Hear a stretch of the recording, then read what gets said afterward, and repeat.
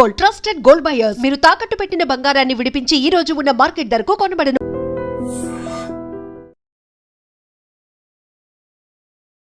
నమస్కారం గురుగారు. శ్రీమాత్రే నమః. శ్రీ గురుభ్యో నమః.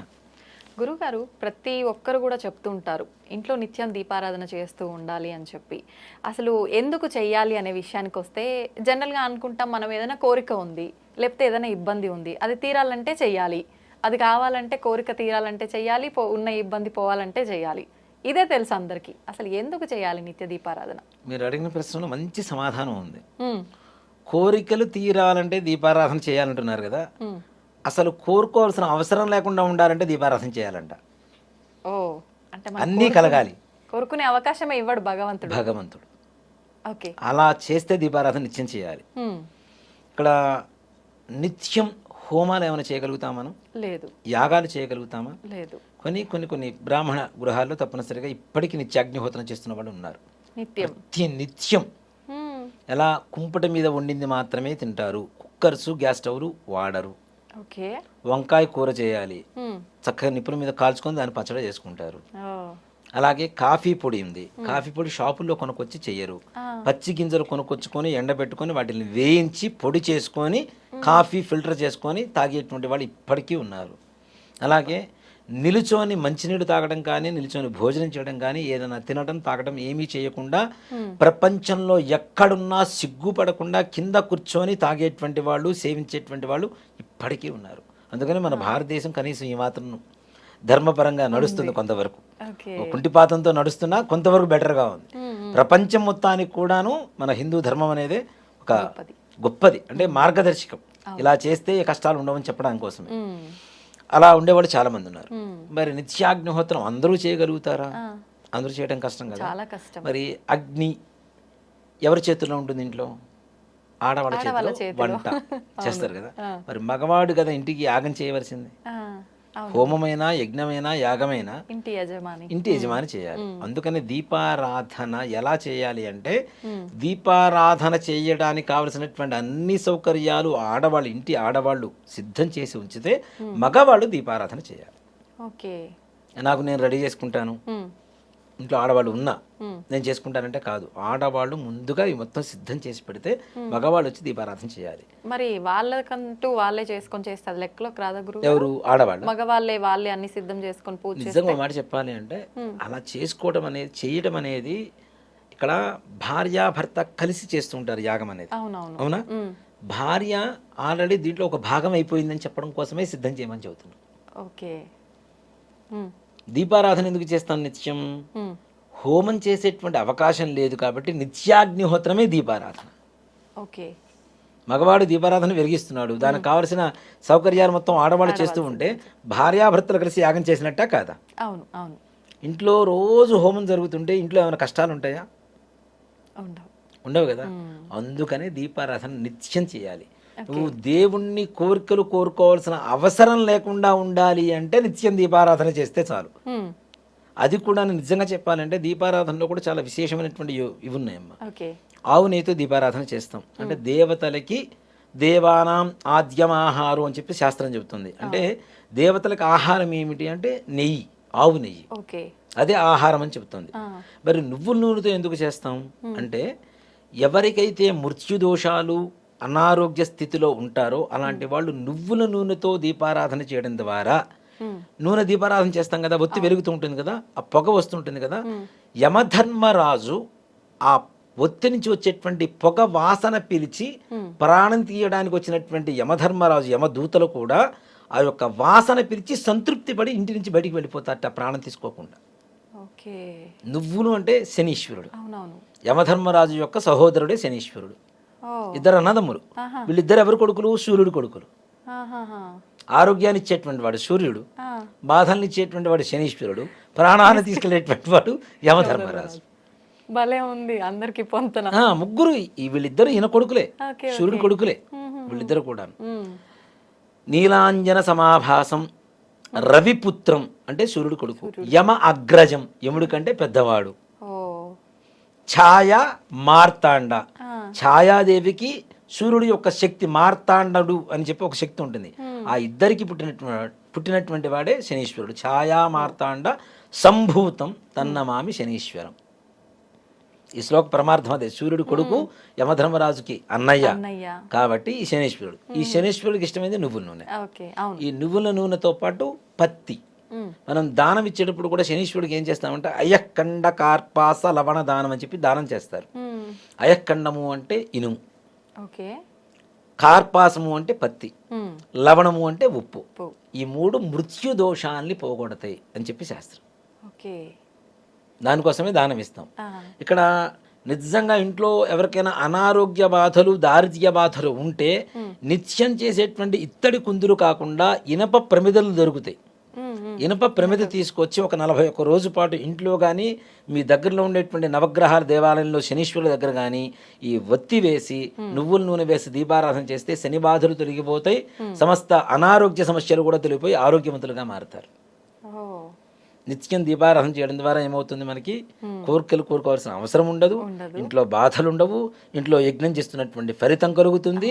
అలాగే రోగ బాధలు ఏవైతే ఉంటాయో అవన్నీ కూడా వినాశనం కలిగి సద్గతి కలిగి మంచి ఆరోగ్యవంతులుగా తయారవడానికి దాని నుంచి వచ్చేటువంటి పొగ ఏదైతే కారణమవుతుందో అది కారణమవుతుంది. దీనివల్ల యమధర్మరాజు కూడా మృత్యు దోషాలు కూడా పోతాయి. అందుకని దీపారాధన చేయాలి.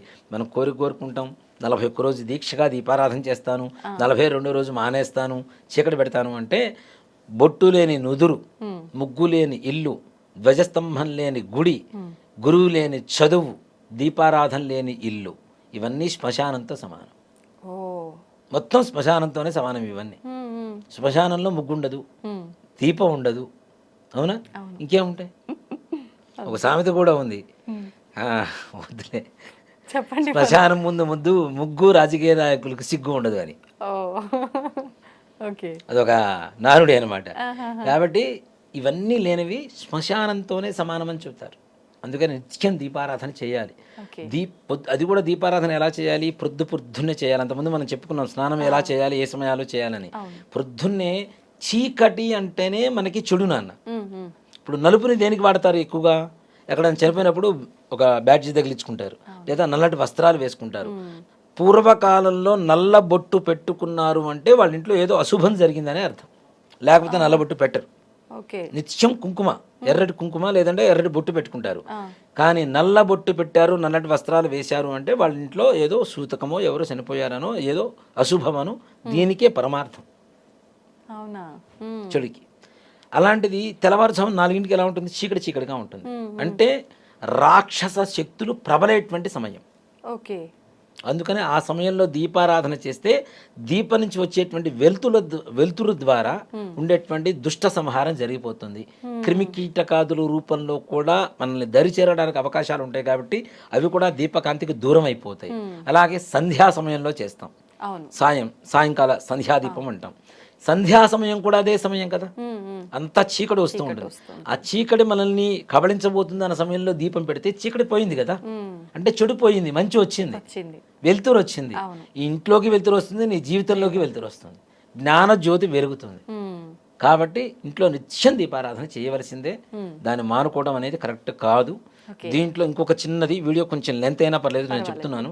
చాలా మంది మా ఇంట్లో ఎవరో చనిపోయారు, సంవత్సరం వరకు దీపారాధన చేయకూడదు, ఒట్టి పిచ్చి మాటలు చేయడానికి బద్ధకం వేసి చేయకుండా మానేస్తున్నారు. కానీ చనిపోయిన 15వ రోజు నుంచి ప్రతి నిత్యం దీపారాధన చేయవలసిందే. ప్రతి నిత్యం మీరు ఆ మనిషి చనిపోకముందు మీ ఇంట్లో ఏవైతే పూజలు చేశారో అన్ని పూజలు విధి విధానంగా చేయవలసిందే, నిత్యం చేసేటువంటి పూజలు. కానీ సంవత్సరం వరకు సృష్టి అంటారు కదా కదా. ఇప్పుడు బాగానే ఉందమ్మా, ఒక మనిషి చనిపోయాడు, చనిపోకముందు నిత్యం స్నానం చేస్తా, మంచి బట్టలు వేసుకుంటా, మంచి ఫుడ్ తింటా, రోజు పూజలు చేసుకున్నా. మనిషి చనిపోయిన తర్వాత ఫుడ్ తింటా, స్నానం చేస్తా, మంచి బట్టలు వేసుకుంటా, దీపారాధన మాత్రం చేయను. నీకు మాత్రం అన్నీ కావాలి, దేవుడు మాత్రం మూలబడి ఉండాలంటే ఎలా? ఇంట్లో దేవుడికి పూజ చేస్తేనే మనకి ఏ రకమైనటువంటి బాధలు రావు అని నమ్ముతున్నాం మనము. దేవుణ్ణి మూలపడేస్తే సంవత్సరం పాటు ఇంకెన్ని బాధలు అనుభవించాలి? నిజమే. అంటే ఎక్కడ లేదా ఇలా చేయకూడదని చెప్పి, చేయకూడదని ఎక్కడన్నా రాసిందని చూపించమని చెప్పండి. అంటే లేకుండా ఎందుకు ఇంత ఆచరణలో ఉండిపోయి? అది మనుషులకి ఇంజెక్ట్ చేసేటువంటి వ్యక్తుల ప్రభావం కొంత ఉంది. కొంత చెబితే దానికి ఇందాక మనం అనుకున్నాం కదా మసాలా జోడించుకుంటామని, ఈ మసాలా అధిక మోతాదులో జోడించుకొని మన మైండ్లోకి ఇంజెక్ట్ చేసుకున్నాం. ఓకే. గుళ్ళోకి వెళ్ళకూడదు, సఠారి తీసుకోకూడదు, హారతి తీసుకోకూడదు, గోత్రనామాలు చెప్పకూడదు. అవునా? పెళ్ళై ఎవరైనా చనిపోయిన తర్వాత సంవత్సరం లోపల అమ్మాయి పెళ్లి చేయమని చెప్తారు. నిజం. అవును. మరి అప్పుడు గోత్రనామాలు చెప్పరా? చెప్పాలి. విఘ్నేశ్వర పూజ చేయరా? కొబ్బరికాయ కొట్టరా? దీపారాధన చేయరా? కన్యాదానం చేయరా? తలంబ్రాలు పోసుకోరా? వాళ్ళ ఇంట్లో వ్రతం చేసుకోరా? ఇది ఈ పుట్టింటి అమ్మాయి కదా అత్తగారింటికి వెళ్ళి వ్రతం చేసుకుంటుంది. మరి అక్కడికి వెళ్ళి వ్రతం చేసుకోవటం లేదా? వాళ్ళ ఇంట్లో శ్రావణ మంగళ గౌరి వ్రతాలు ఉంటే చేసుకోరా? శ్రావణ శుక్రవార వ్రతాలు ఉంటే చేసుకోరా? మరి అవన్నీ ఎందుకు పనికొస్తాయి? ఎట్లా పనికొస్తాయి? నిజంగా నాకు ఈ డౌట్ ఎప్పుడు ఉండేది గురువు గారు. మరి అవన్నీ పనికొస్తాయా లేవా? మరి అవన్నీ పనికొస్తున్నప్పుడు కన్యాదానమే చేయండి అని చెప్పినప్పుడు ఇదంతా తీసి పక్కన పెడదాం. ఒక మనిషి చచ్చిపోయిన తర్వాత వెంటనే చేసే పని ఏంటి? నెత్తిన దీపం పెడతాం. నిజమే. శవం ఒక్కరు ఉన్నప్పుడే నెత్తిన దీపం పెట్టినప్పుడు శవం పోయిన తర్వాత 15 రోజులు మైలైపోయిన తర్వాత ఇంట్లో దీపం పెట్టుకోవడానికి ఏమైందమ్మా? ఇప్పుడు ఆ నెత్తిన దీపం పెట్టడం ఎందుకు గురువు గారు? ఏంటి అది? ఒక పెద్ద సబ్జెక్టు, అది తర్వాత చేద్దాం మనం తప్పనిసరిగా. ఇంట్లో నిజంగా ఒక కర్మ చేస్తాం కదా, కర్మకి వెళ్ళి వచ్చిన తర్వాత ఈ కర్మ చేయడానికి శ్మశానానికి వెళ్తాడు. వెళ్ళొచ్చే లోపల దీపం ఇంట్లో రెడీగా పెట్టారు, ఆ దీపాలను చూసి నమస్కారం చేసుకొని లోపలికి వెళ్ళి భోజనం చేయాలని చెప్తారు. మరి అప్పుడు దీపారాధన మనకు వస్తుందిగా. కర్మ చేస్తున్న సమయంలో ఇంట్లో దీపారాధన చేస్తున్నప్పుడు కర్మ అయిపోయిన తర్వాత దీపారాధన చేయడానికి ఏమాయి రోగం? తప్పేం కాదు కదా అది. మరి తప్పనిసరిగా మనం ఒక మనిషి పోకముందు ఏవైతే మన జీవన విధానం ఉందో అదే విధానాన్ని తప్పనిసరిగా ఆ మనిషి చనిపోయిన తర్వాత 15 రోజులు కర్మ అయిపోయిన తర్వాత మైలైపోయిన తర్వాత తప్పనిసరిగా యథావిధిగా నిర్వర్తించుకుంటూ వెళ్ళిపోవచ్చు. కాబట్టి నిత్య దీపారాధన అనేది ఇప్పుడు మా ఇళ్లలో దేవతార్చన అని శివలింగాలు ఇవన్నీ ఉంటాయి. ఈ 15 రోజులు ఎవరన్నా చనిపోయి ఉంటే ఎవరో మా బంధువులు ఎవరో చనిపోయారు, మాకు మైలు వచ్చింది, ఈ 15 రోజులు వేరే వాళ్ళ ఇంటికి పంపిస్తాం, వాళ్ళ ఇంట్లో అభిషేకం చేయమని. 15 రోజులు అయిపోగానే మళ్ళీ తెచ్చుకొని మేము అభిషేకం చేసుకుంటాం. సాక్షాత్ మా ఇంట్లోనే మా అమ్మగారు చనిపోయారు, మా ఇంట్లో దేవతార్చన ఉంది, ఆ 15 రోజులు వేరే వాళ్ళ ఇంటికి పంపిస్తాం. 15 రోజులు అయిపోయిన తర్వాత నా శివుడిని నేను తెచ్చుకుంటా, లేకపోతే నాకు బాధ. అంటే ఆపకూడదు, ఏది ఆపకూడదు. మనం మాత్రం నిత్యం మంచిగా ఉంటాం. అవునవును. పుట్టినరోజు చేసుకోకూడదురా అని చెబుతారు, కానీ ఆ రోజు కొత్త బట్టలు వేసుకోకుండా వాడు మాండు. బయట ఇవాళ మా ఇంట్లో మా అమ్మగారు చనిపోయారండి, మా పిల్లవాడు పుట్టినరోజు చేసుకోకూడదు అందుకని బయట చేసుకుంటున్నాడు. మరి బయట చేసుకుంటే ఒకటి, ఇంట్లో చేసుకుంటే ఒకట? అంతే కదా, తప్పు కదా అది. మరి కాబట్టి అలాంటివి ఏమీ లేవు, చక్కగా చేసుకోవచ్చు. విశేషమైనటువంటి పూజలు వ్రతాలు ఏవి చేయకూడదు. అంతేగాని ఇప్పుడు నువ్వు చనిపోయిన తర్వాత కాశీకి తీసుకెళ్ళి అస్థికలుగలు పోస్తున్నావు, సాక్షాత్ పరమేశ్వరుని దర్శనం చేసుకొని వస్తున్నావు. అసలు శవాన్ని తీసుకెళ్తుంది శ్మశానాన్ని తీసుకెళ్తున్నావు, శ్మశానంలో ఉండేది శివుడు. శ్మశానం నుంచి డైరెక్ట్ ఇంటికి రాకుండా శివాలయానికి ముందు స్నానం చేసి శివాలయానికి వెళ్ళి దర్శనం చేసుకుని ఇంటికి వస్తున్నావు, అది శివాలయం అవుతుంది. ఇవన్నీ కూడా వద్దు. కర్మ చేసినటువంటి కర్త 13వ రోజు దేవాలయానికి వెళ్ళి నిద్ర చేస్తాడా లేదా? మరి అలాంటప్పుడు దేవుడికి గుడికి ఎందుకు వెళ్ళకూడదు? మరి ఎవరో ఏదో చెప్పారు మనం నమ్మేసుకున్నాం, ఏదో ముక్కు మూసుకొని కళ్ళు మూసుకొని చేసుకుంటూ వెళ్ళిపోతున్నాం అంటే ధర్మం కాదు కదా అది. ధర్మాన్ని ధర్మంగా పాటిస్తేనే ధర్మంలాగా ఉంటుంది, ఆ ధర్మం మనల్ని కాపాడుతుంది. అది కానీ ఇది మార్చలేమేమో గురువు గారు. మారుస్తాను మన గ్యారంటీ. నేనైతే దానికి గట్టి సంకల్పం కంకణం కట్టుకొని తిరుగుతున్నా నేను, గట్టిగా మార్చాలి అంటే నిజం తెలియాలి జనాల్లోకి. ఇది మార్చాలి అంటే మనం ఏదో అభూత కల్పన చేయడం లేదు, అబద్ధం చెప్పడం లేదు, ఉన్నది సత్యం ఇది. నా దగ్గరికి ఎవరు వచ్చినా నేను గట్టిగా వాళ్ళతో పోట్లాడి మరీ చెప్తా, నువ్వు చేయి దీపారాధన, చేయకపోతే నీకు పాపం వస్తుంది, గ్యారంటీ నిజంగానే పాపం వస్తుంది.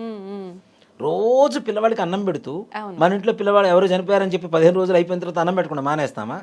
మరి ఇంట్లో దేవుడు కూడా మనవాడే కదా. ఇప్పుడు దేవుణ్ణి రా పోరా రారా అని చెప్పి పిలిచిన భక్తులు ఉన్నారు, అవునా? భక్త రామదాసు తీసుకుందాం.